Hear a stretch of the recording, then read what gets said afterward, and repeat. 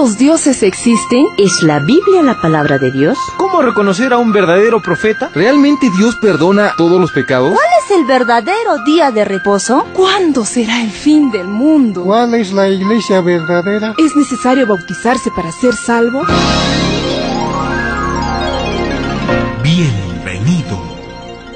Estas preguntas y otras más serán resueltas en los próximos minutos.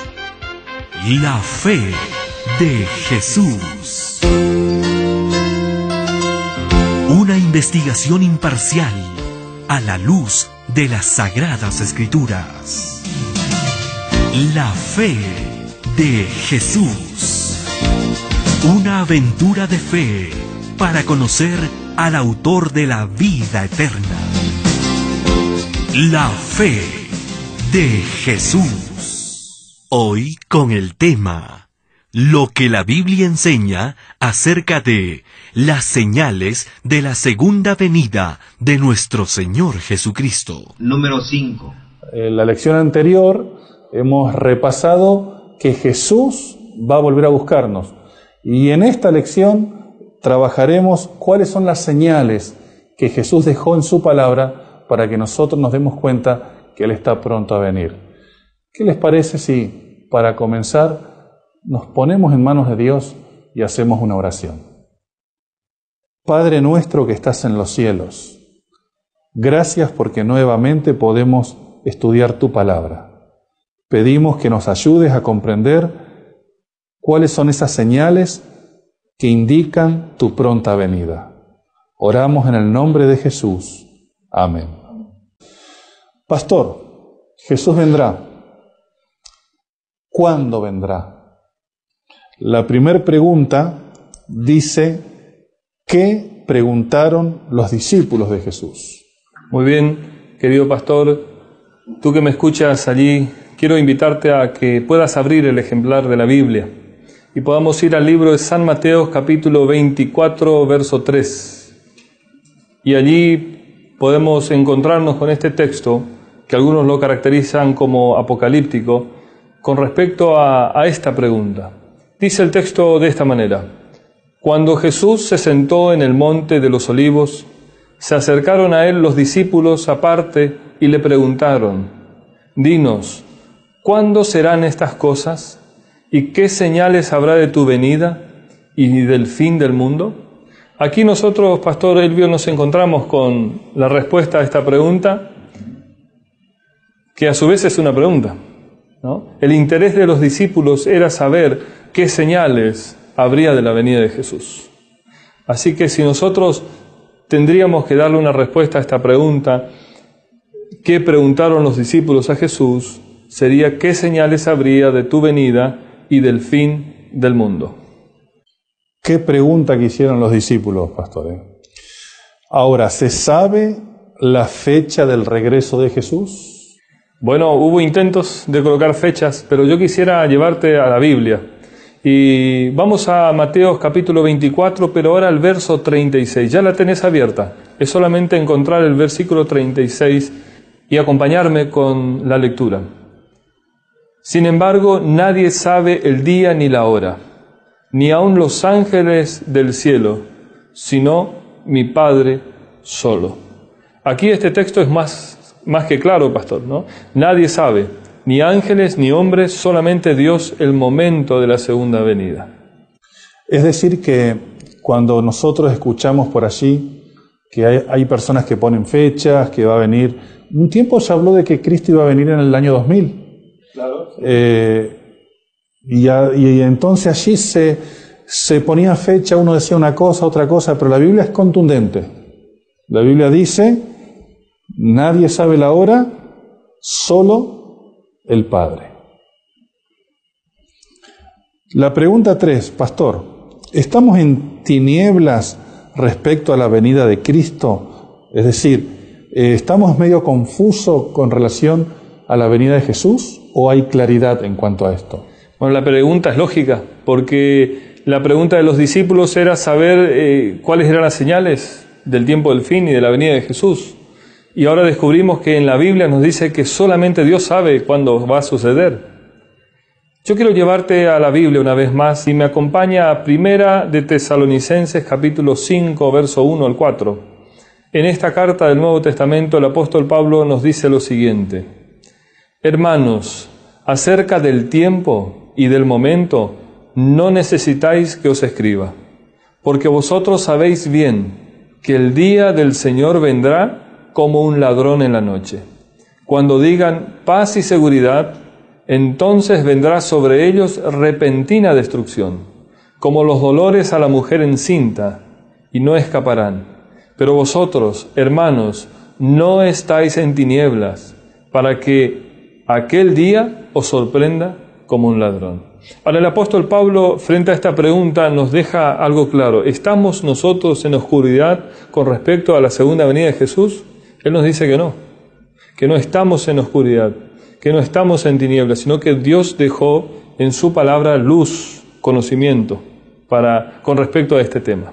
Lo que no sabemos es la fecha, pero dice el apóstol que hay conocimiento suficiente para saber la época en la cual Cristo podría llegar a venir. Sí, ahí van a haber señales, van a haber signos que nos van a advertir de que está próximo la venida de Jesús. Vamos a la pregunta 4. Usted habló de señales, habló de estos signos en sentido de señales de la venida de Cristo, pero dice la pregunta 4, ¿qué señales predijo Jesús? ¿Cuáles son esas señales de las cuales usted habló? Querido que nos estás acompañando, Cristo dejó señales claras. Y vamos a ir al libro de San Mateo capítulo 24, ahora el verso 6 y el verso 7. Allí junto vamos a compartir esta lectura. Jesús dijo lo siguiente: oiréis guerras y rumores de guerra. Cuidado, no os alarméis, esto tiene que suceder, pero aún no es el fin, porque se levantará nación contra nación y reino contra reino, y habrá peste, hambre, terremotos en diversos lugares. Ahora, si Jesús predijo señales, justamente son estas, Pastor Elvio. La última, terremotos, hambre, pestes, guerras, ¿sí? Diferencias entre naciones y reinos, ¿sí? Y son señales que si usted enciende el televisor hoy,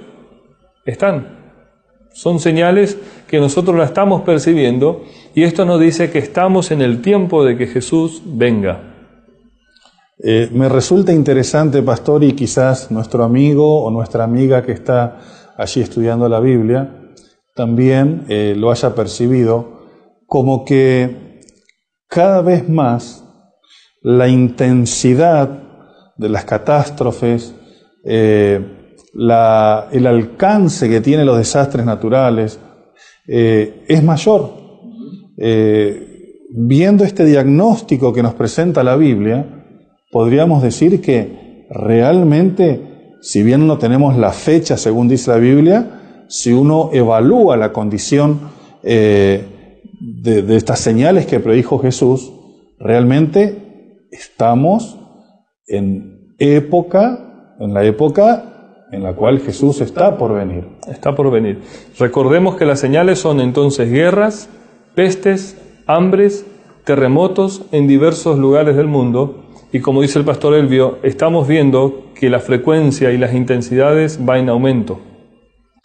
La pregunta número 5 nos traslada a las condiciones sociales, saliendo de las condiciones naturales, de la naturaleza, las condiciones sociales. ¿Qué condiciones sociales prevalecerían, dominarían? Muy bien, hay una característica en las condiciones sociales. Santiago, capítulo 5, verso 1 al 5. Si me acompaña en la lectura bíblica, vamos a descubrir desde la Biblia cuáles son las condiciones sociales que van a suceder en los tiempos finales. Ahora, ricos, llorad y aullad por las miserias que os vendrán. Vuestra riqueza está podrida, vuestra ropa está comida de polilla, vuestro oro y vuestra plata están enmohecidos. Y su moho testifica contra vosotros, y devorará vuestra carne como fuego.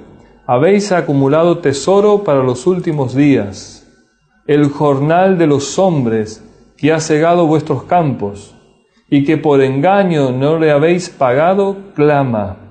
Y el clamor de los segadores que ha entrado en los oídos del Señor Todopoderoso, habéis vivido en deleite sobre la tierra y habéis sido disolutos, habéis cegado vuestro corazón como el día de la matanza. Pastor, la descripción es amplia y vemos muchas características en el apóstol Pablo en cuanto a cómo va a ser la sociedad en los últimos tiempos. Realmente nos sorprende ver esta variabilidad de situaciones que se van a dar. Por eso, ¿qué condición social prevalecerá en los tiempos finales? La injusticia social. El que trabaja no va a ser pagado su sueldo de acuerdo al trabajo, sino que va a ser engañado. Van a haber protestas de los empleados contra los empresarios. Va a haber una disconformidad por la injusticia social que se va a vivir. La pregunta número 6 nos traslada a la condición moral. ¿Qué dice la Biblia de cómo sería la condición moral de la humanidad? Bueno, es una pregunta interesante. El apóstol Pablo, una vez más, allí en 2 Timoteo capítulo 3, verso 1 al 5. Si usted me acompaña allí, vamos a descubrir cuáles son las condiciones morales de la humanidad para estos tiempos finales. Dice el texto de la siguiente manera: esto ten en cuenta, que en los últimos días vendrán tiempos peligrosos.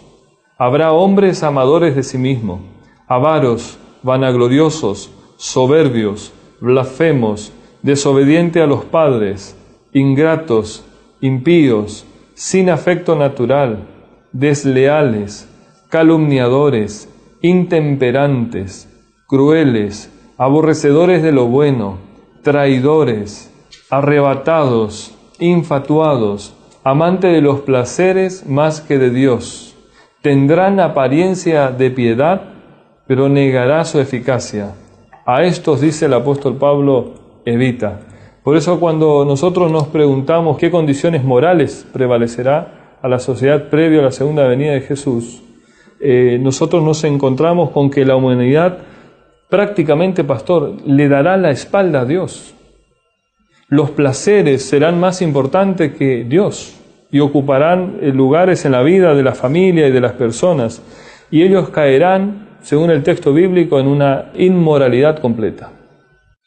Creo que son todas situaciones, cada aspecto que usted, junto al leer la palabra de Dios o al reflexionar sobre esto, es como que está poniendo un tilde frente a cada situación, reconfirmando que son situaciones que se están cumpliendo frente a nuestras narices.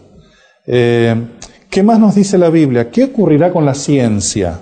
¿Qué ocurriría con la ciencia? Bueno, en el Antiguo Testamento, el libro de Daniel, capítulo 12, verso 4, nos dice lo siguiente: pero tú, Daniel, cierra las palabras y sella el libro hasta el tiempo del fin. Muchos correrán de aquí para allá, y la ciencia se aumentará. Si nosotros nos preguntamos en los tiempos finales qué va a suceder con la ciencia, este texto nos dice que aumentará. Ahora es interesante un detalle de la ciencia, que la ciencia aumenta para las cosas buenas, pero también así la ciencia ha aumentado para las cosas no tan buenas, ¿sí? Se han especializado en generar armas, por ejemplo, para guerras. Ya hay armas biológicas, hay armas químicas, hay armas atómicas. Pero por otro lado, la ciencia también ha ayudado al hombre con las ciencias de la medicina y tantas otras cuestiones de seguridad para que la vida y el diario vivir pueda ser un poco mejor. ¿Será que este aumento del conocimiento también tiene una implicancia en el conocimiento de las cosas espirituales? Nuestros amigos, nuestras amigas que están escuchando, estudiando este programa, al ser partícipe, por ejemplo, de un estudio de la Biblia, están aumentando su conocimiento de Dios. Por supuesto, los conocimientos teológicos de los tiempos de Daniel a los tiempos de hoy estamos superando los tiempos de lo que se conocía. Por eso Dios mismo dice, cierra porque no lo vas a entender. Esto se va a entender en el tiempo del fin. Pastor, la última pregunta de esta apasionante descripción de situaciones que anuncian el regreso de Jesús. ¿Qué señales se verían en los astros? ¿Qué señales se verían en en el sol, en la luna, en las estrellas. Muy bien. Mateo capítulo 24, ahora verso 29, Jesús describe lo siguiente. Acompáñeme por favor en la lectura. Enseguida, después de la tribulación de aquellos días, el sol se oscurecerá, la luna no dará su resplandor, las estrellas caerán del cielo y los poderes de los cielos serán sacudidos. ¿Qué señales nosotros vamos a percibir o veremos en los astros? Bueno, el sol y la luna se va a oscurecer y las estrellas, dice el texto bíblico, caerán del cielo.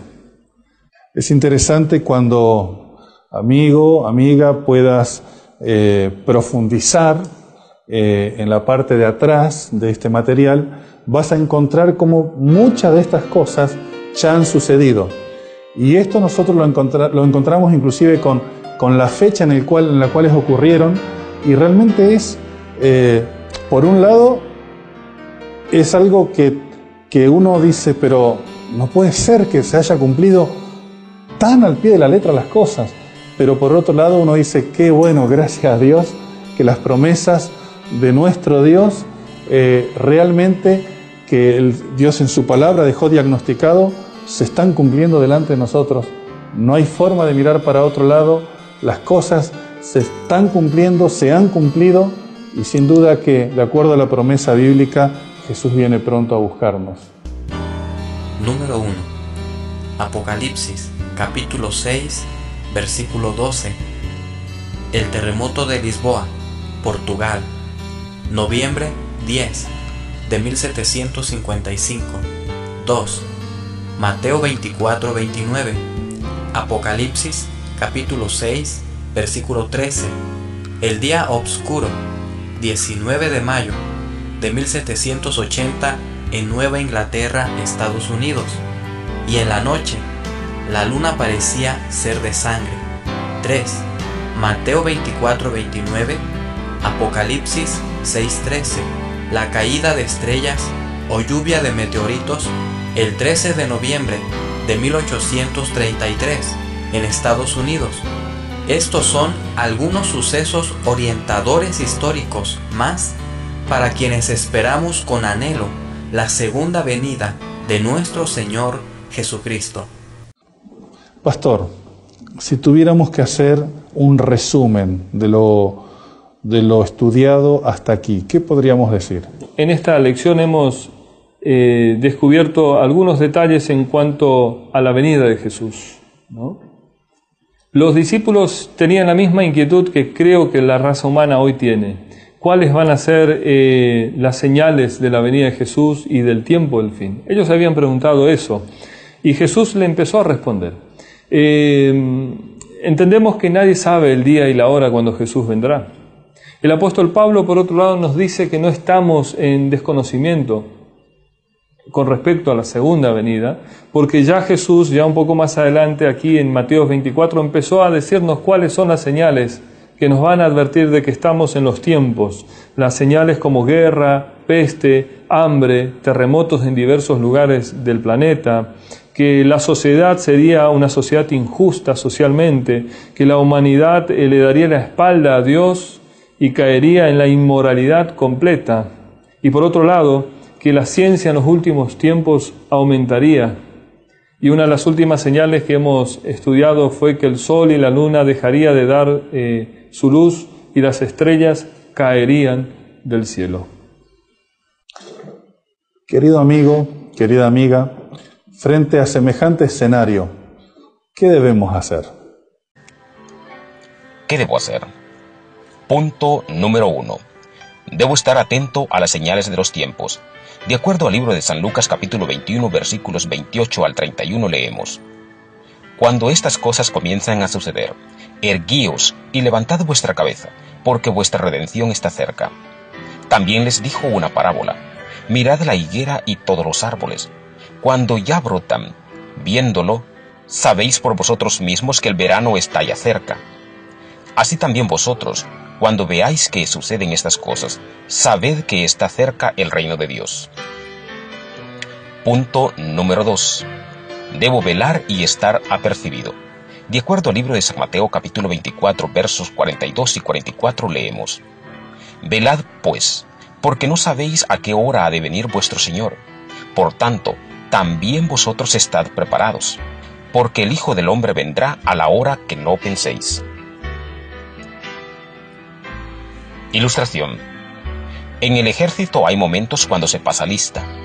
El oficial menciona los nombres y estos responden: presente. Al pasar lista a las grandes señales del advenimiento de Jesús, todas dicen presente. Mi resolución. Creo que Jesús vendrá muy pronto. Decido prepararme para estar listo e ir con Jesús a la tierra nueva. La pregunta es, ¿aceptas? Queridos amigos, nuestra próxima lección es acerca del origen del pecado.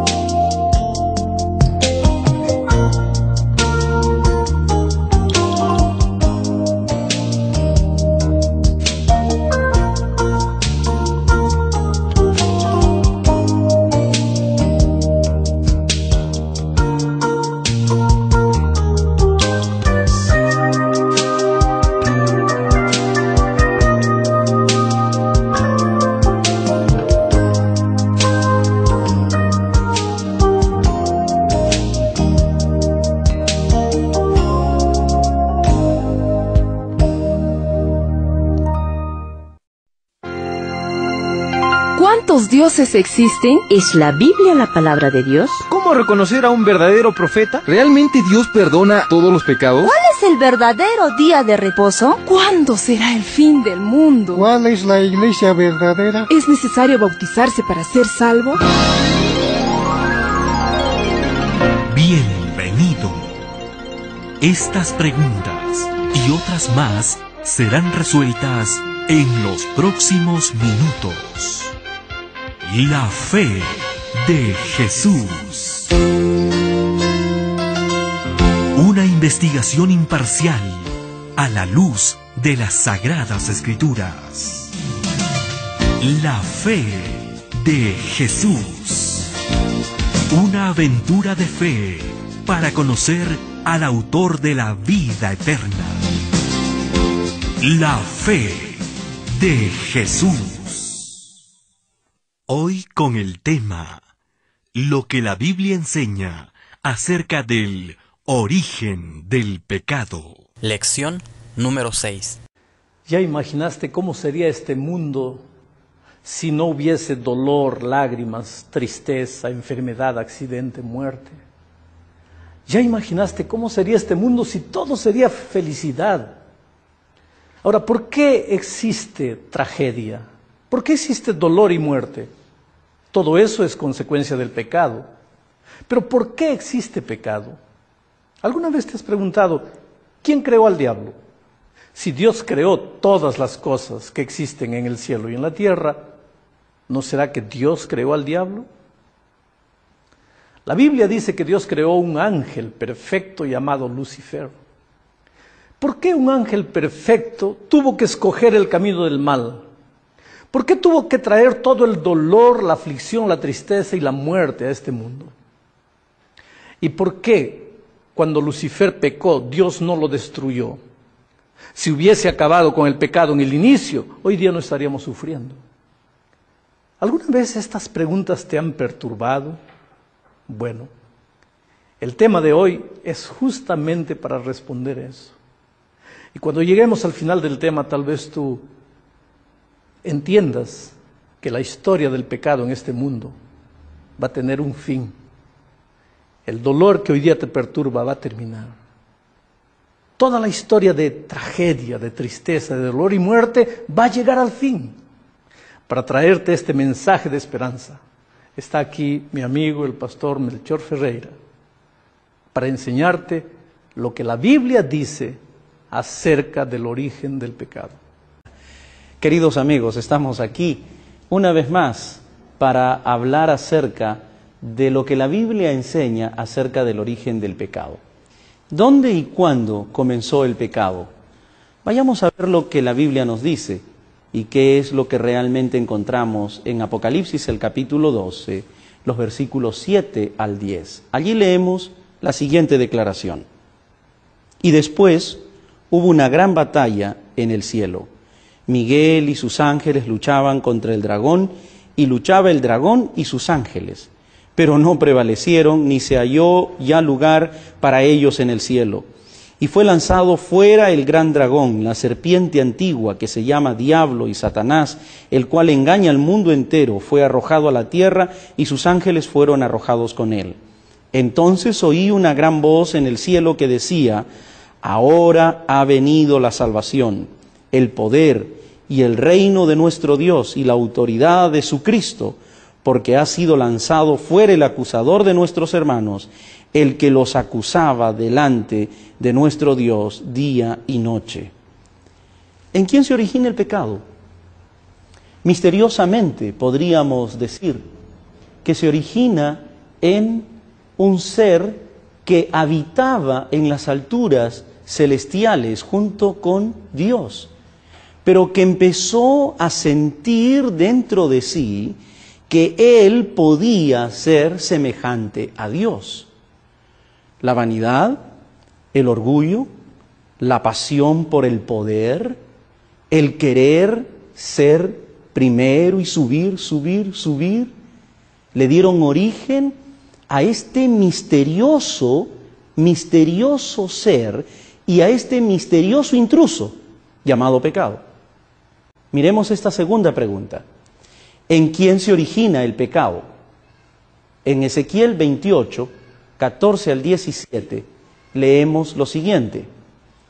Tú, querubín, grande y protector, yo te puse en el santo monte de Dios. Allí estuviste, en medio de las piedras de fuego, te paseabas, perfecto eras en todos tus caminos, desde el día que fuiste creado hasta que se halló en ti maldad.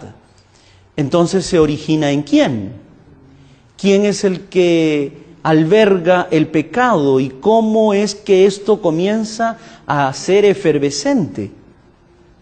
Algo realmente que podríamos decir con mucho dolor y con mucha tristeza es que en este personaje que en más de una ocasión unió sus voces en el coro celestial, se da lugar la maldad. Y Ezequiel lo dice con toda certeza. Ezequiel dice que en Lucifer. ¿Qué te parece? ¿Puede alguien ser tan bueno y en un momento ser malo completamente? La rebelión que causó este ser malévolo fue extendida hacia las criaturas de Dios. Hacia las criaturas de Dios. Porque no solo quedó la rebelión en el cielo, conforme hemos leído en Apocalipsis, sino que la rebelión se albergó en el corazón de Lucifer, y éste fue arrojado, como dice Apocalipsis, el diablo, Satanás, la serpiente antigua, el dragón, para identificarlo con todas sus 4 letras, fue arrojado a la tierra. Y cuando eso sucedió, entonces empezó a atacar a las criaturas de Dios, a los hijos de Dios, a los hijos de esta familia maravillosa de Dios. Y veamos lo que ocurre. La tercera pregunta que yo tengo para ti en esta ocasión es lo siguiente. ¿Qué señal de obediencia Dios dio a Adán y a Eva? Y en Génesis 2 leemos la siguiente declaración. Tomó pues Jehová Dios al hombre y lo puso en el huerto del Edén para que lo labrasen y lo guardasen. Y mandó Jehová Dios al hombre diciendo: de todo árbol del huerto podrás comer, mas del árbol que está en medio del huerto, del conocimiento del bien y del mal, no comerás, porque el día que de él comieres, ciertamente morirás. ¿Qué es lo que Dios realmente le pidió a el hombre, a Adán y a Eva? Le pidió obediencia. Le pidió obediencia.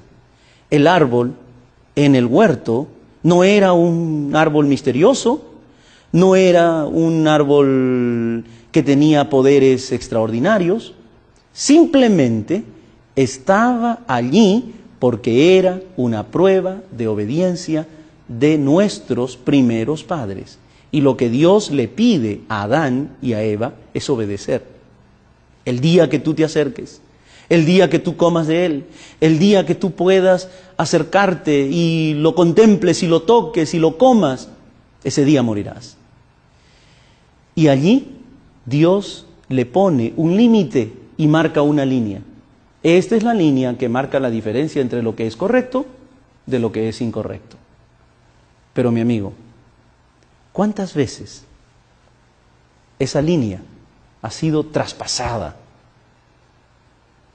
Satanás quería que esa línea fuese traspasada. Y él logró que nuestros primeros padres lo hagan.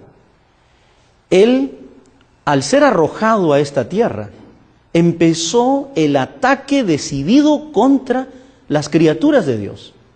Dios advierte al hombre, le pone la línea y le dice, no cruces esta línea. Aquí está la diferencia entre lo que es correcto y lo que es incorrecto. Pero el hombre, en ese requerimiento de Dios, pasó al otro lado. Cruzó la línea.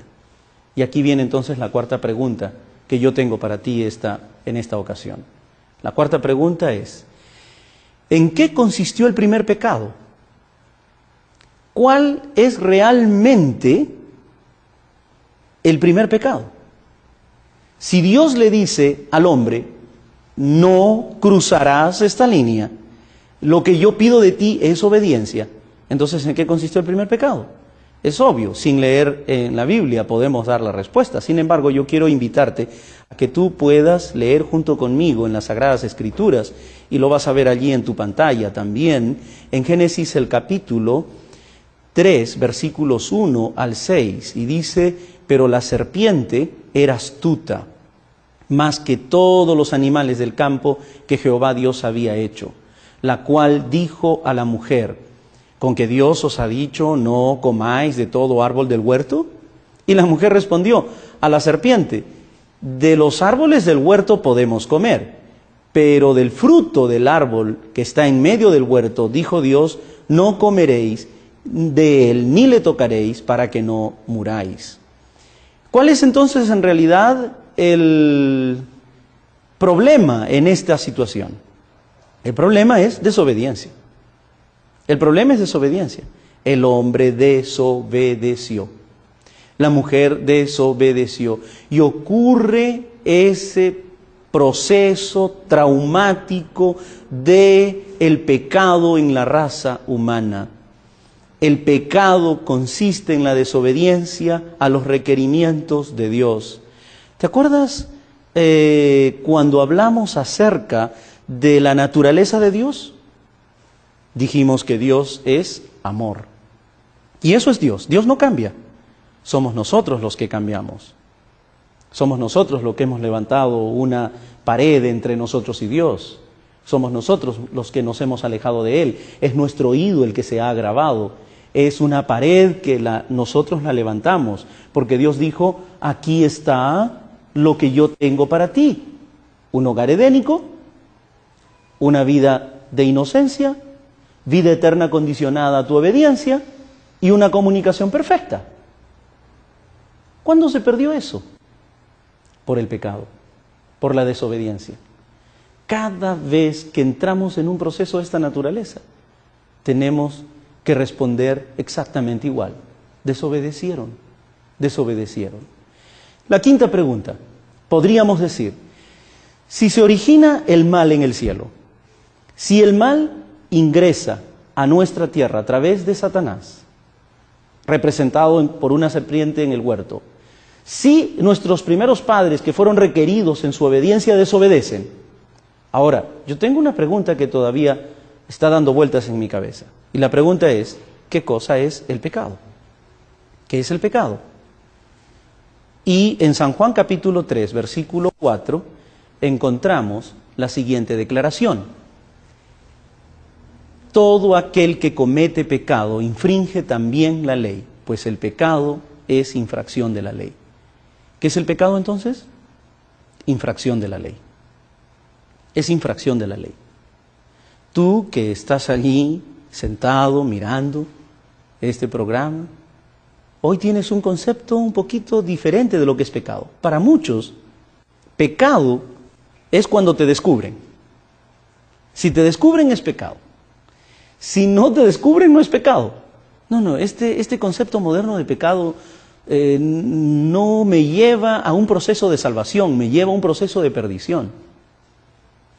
El pecado, dice la Biblia, que es la transgresión de la ley. Mira esta sexta pregunta. ¿A quién se somete el pecador? ¿A quién? Y la Biblia nos responde en 1 de Juan capítulo 3, versículo 8, que el que practica el pecado es del diablo, porque el diablo peca desde el principio. Para esto apareció el Hijo de Dios, para deshacer las obras del diablo. Mi amigo, la respuesta es obvia. ¿A quién se somete el que transgrede la ley? ¿A quién? Al diablo, al pecador. Se somete a él. Se somete el pecador al diablo. No hay otra explicación. Tú eres y le perteneces a quien tú obedeces. Si obedeces a Dios, le perteneces a Dios. Si obedeces a Satanás, le perteneces a él. Le perteneces a él. ¿Cuál es la consecuencia final del pecado? En Romanos, el capítulo 6, versículo 23, encontramos la siguiente declaración. Porque la paga del pecado es muerte, mas la dádiva de Dios es vida eterna en Cristo Jesús, Señor nuestro. ¿Cuál es la consecuencia final del pecado? ¿Habrá una solución para esa consecuencia final? La consecuencia final del pecado es exactamente la misma que Dios dijo que acarrearían nuestros primeros padres si es que ellos no obedecían. ¿Y cuál es la consecuencia? La Biblia dice que la consecuencia es la muerte. La muerte. Y sabes, no podemos prescindir de esta situación. Somos herederos de una naturaleza pecaminosa. La muerte viene como consecuencia de la transgresión. Y hoy estamos nosotros sufriendo las consecuencias de la transgresión de nuestros primeros padres y continuamos muchas veces en una abierta transgresión a la palabra de Dios. La consecuencia es la muerte. La muerte es un ser intruso dentro del mundo. Por lo tanto, aquí no hay otra salida. Si el pecado es muerte, Cristo es vida. Si el pecado es muerte, Cristo es salvación. ¿Qué debo hacer? Tú estás allí y dices, bueno, pastor, ya está bien, ya me presentó el problema, estoy confrontado con el problema. Si el concepto de pecado es transgresión de la ley y no simplemente cuando me descubren, ¿qué debo hacer? Hay tres cosas que yo quisiera que tú tomes en cuenta en esta pregunta. ¿Qué debo hacer? En primer lugar, resistir a Satanás en nombre de Dios. En Santiago capítulo 4, versículo 7, dice, someteos pues a Dios, resistid al diablo y huirá de vosotros. Someteos pues a Dios. En otras palabras, si tú le pides que Dios te ayude, Él te va a ayudar. Nuestro refugio es Dios, nuestro refugio es Cristo, nuestro refugio es el poder del Espíritu Santo. Vamos a someternos a Él. Entonces el diablo va a huir de nosotros, porque la naturaleza de Satanás es contraria a la naturaleza de Dios. Y solo Dios puede hacer que tú puedas resistir. En segundo lugar, no transigir con el pecado. En Romanos 6:12 encontramos la siguiente declaración. No reine pues el pecado en vuestro cuerpo mortal, de modo que lo obedezcáis en sus concupiscencias. En segundo lugar, no debo coquetear con el pecado. En otras palabras, si yo voy a vivir con el pecado y quiero al mismo tiempo vivir con Dios, no funciona. Yo tengo que decidir por Cristo y entonces triunfaré. Triunfaré en el nombre de Dios. No hay otra manera. ¿Tú quieres realmente triunfar? Solo sométete a Él. Y mira esta tercera recomendación. Vence con la ayuda de Cristo. En Romanos 8:37 leemos: antes en todas estas cosas somos más que vencedores por medio de aquel que nos amó. Podemos ser vencedores en el nombre de Cristo. Resistir, no coquetear con el pecado y enfrentar el pecado en el nombre de Cristo. ¿Cuáles son tus luchas? ¿Cuáles tus dudas? ¿Cuáles tus temores? ¿Cuáles son tus angustias? ¿Qué estás pensando? Bueno, el pecado es una realidad, pero tú no puedes decir, ya soy pecador y así me voy a quedar. No, no. Yo creo que hay una nueva oportunidad para ti hoy.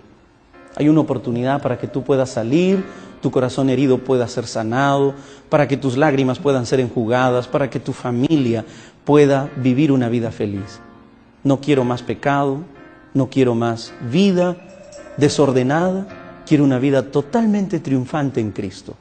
Por eso es que hoy yo te invito a reflexionar sobre esto una vez más.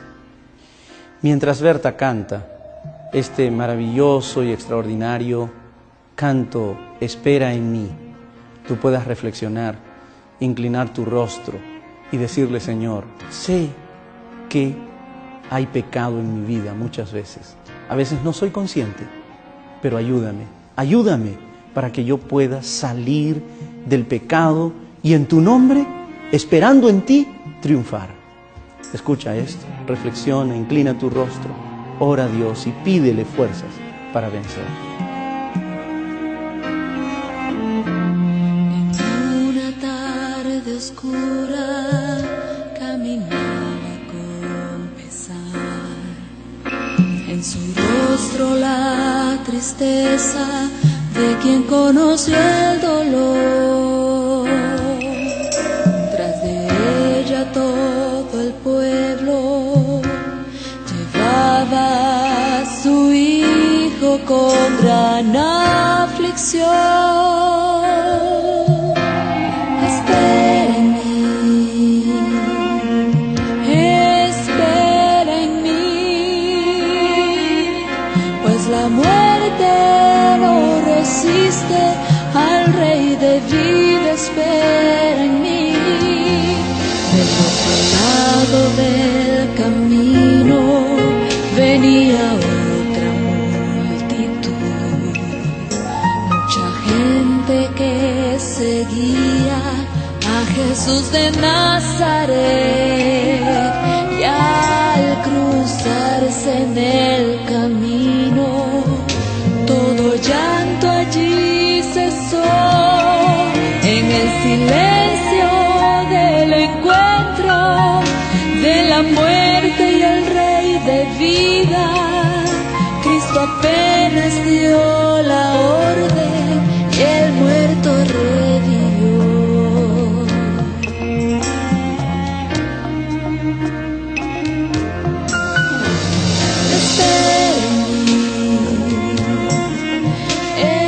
Espera en mí, pues la muerte no resiste al Rey de vida. Espera en mí. No, la muerte no resiste al Rey de vida. Espera en mí.